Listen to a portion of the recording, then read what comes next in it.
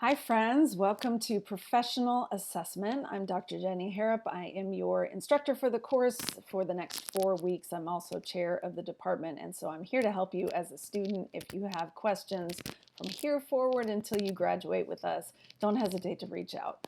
I am excited about this course. It's only a 1 credit course, but it is so important and such a wonderful part of our program. This is the first time that it's being taught. So I am creating it as we go. It's something I've wanted to do for a long time. I'm not new to prior learning assessment. I've been coordinating our prior learning assessment program for George Fox University for about 7-8 years now. And it's near and dear to my heart. It's one of the things that our department offers that I think should be just a mighty draw because it's such a wonderful way to honor your prior learning. So let me just clarify to make sure you're in the right place. And if you have any questions, let me know. I'm happy to talk on the phone, over Zoom, over email.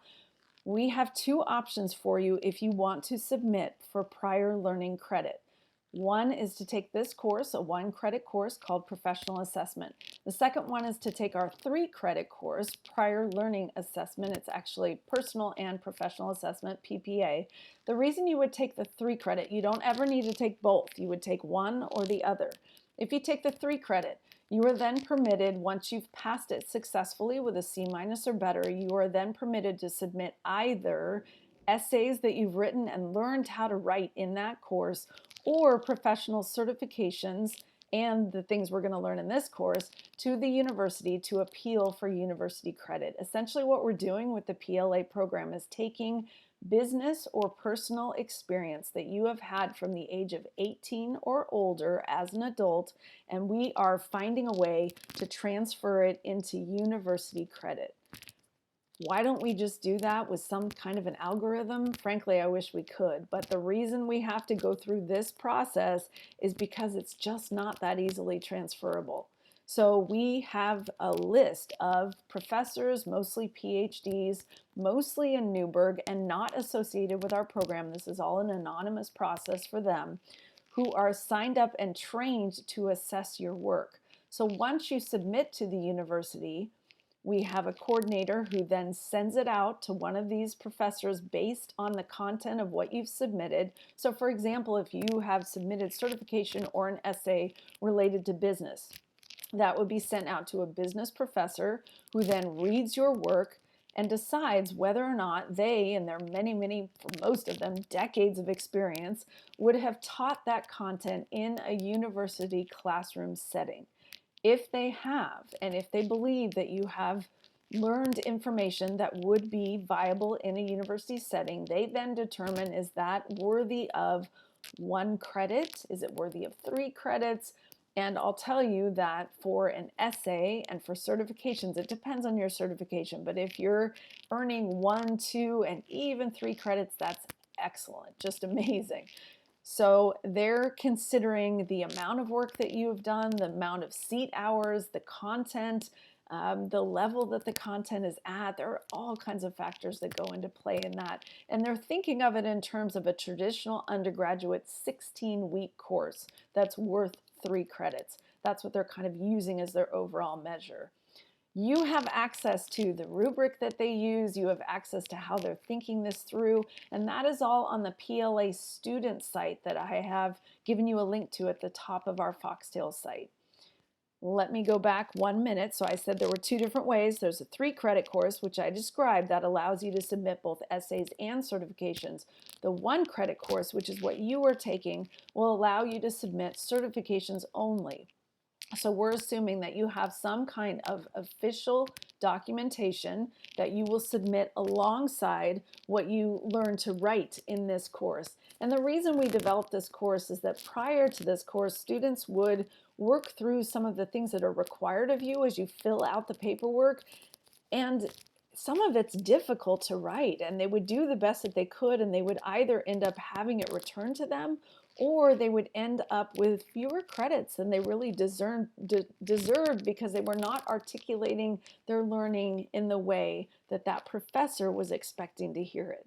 So my goal, I am here to help you craft absolutely perfectly what you need to craft before you turn in your certifications.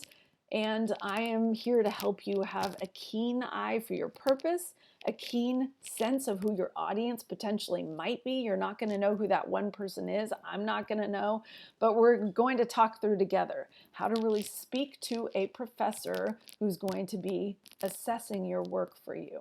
Okay? So I want you to play around on the PLA student site, get a sense of what is there. One document that's going to be very critical is the student guide. It is, oh, that looks really, really white. Trying to get it closer here. There. It is available in paper. If you're like me, where I actually like both, so I have access to either, and you would prefer a paper copy, let me know. And I'll have Courtney Elrod, my assistant, send it to you. But if you're fine with the online, that's fine as well. A lot of what's in here won't necessarily relate to you. So I want you to just have a little grace as you read through it and let me know if you have questions. But we're going to be picking and choosing because this document is created for those who are writing the full essay. And you're not going to do that. So please hear me when I say you're not going to write the full essay. I'm going to ask you to write 3 components, which are all required when you're ready to submit. The first is essentially a learning description. It's going to be short, so please know that we're not looking for, a long paragraph that describes. I'm potentially looking for bullets, for very concise list of what it is that you learned. Okay, so I'm going to help you through that. And then the second piece, you're going to write 3 to 5 learning outcomes for each certification that you intend to submit. So for this time that we have together for 4 weeks, I'm going to ask you to choose 2 different certifications that you intend to submit to the university. We're going to write one that's due Sunday night at midnight, and then I'm going to give you comments on it, and you're going to revise it, and then your higher grade or your more points are earned once you've done your revision. So hopefully it gives you the ability to get whatever grade in this course you intend to get. And then you're going to, in week 3, do the same process again. So the assignment's not going to change. You'll see it's already loaded for this week. That assignment will stay locked down and the same for all 4 weeks. I'm going to ask you to fill out that template. So please note that I loaded on the top of our course site a template that I would like you to use. It just makes it easier so we don't end up spending too much time on APA, those kinds of things. So just download the template to your computer. It's a Word document, and then you can take some of those words and paste over the top your own content that's related to your certification. It might sound a little bit more complicated than it really is as I'm just verbalizing it to you here. I'm trying to simplify the process for you in every way. So those were the first 2 things that you need to write about. The third, you're going to write about an application of your learning, which is required when you submit. So that too can be very brief. It could be that you've applied the learning already. You've been using it directly in the workplace, some of you for years, some of you just recently, or you can even talk about how you intend to use the applied learning in the future.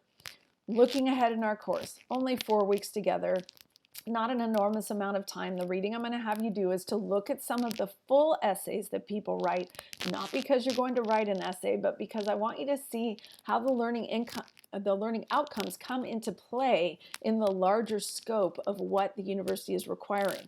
You're only asked to write those learning outcomes, but those professors are schooled to read the full essay, so they will want the same precision with your learning outcomes that you submit to the university. We're going to get you to a point where you just write excellent learning outcomes. A learning outcome is something that you'll see on any syllabus. You'll see it on our syllabus. It's required by the university of every course that we teach, and those are required by the accrediting body that allows us to be accredited and to function as a university. So they're very critical. Professors struggle to write them, so they're not that easy to write. That's going to be probably the most challenging portion of what you're writing, and that's what I'm here to help you with. What you'll notice in our 4 weeks together is there's a very set pattern. So each week you will watch one of these little chats from me, and I'll try to get them on certainly by the end of Monday, but I'm not always that great about getting it done Monday morning because I always get slammed as a department chair with all kinds of meetings and things to accomplish. So certainly by the end of Monday, you'll see something from me. There'll be a TED Talk to watch that, it won't be too long, maybe 15 minutes, and then I'm going to ask you to respond to that in the discussion forum, little tiny bit of reading in the student guide, and then I'm just asking you to craft these answers to the 3 prompts that you will submit when you submit your certification. So don't ever sit wondering, I wonder about this, can I do this, will this apply? Just send me an email. I'm happy to answer. We're going to work our way through this course for the first time together. I just want it to be useful to you so that you emerge with the most credits that you possibly can earn from your prior learning.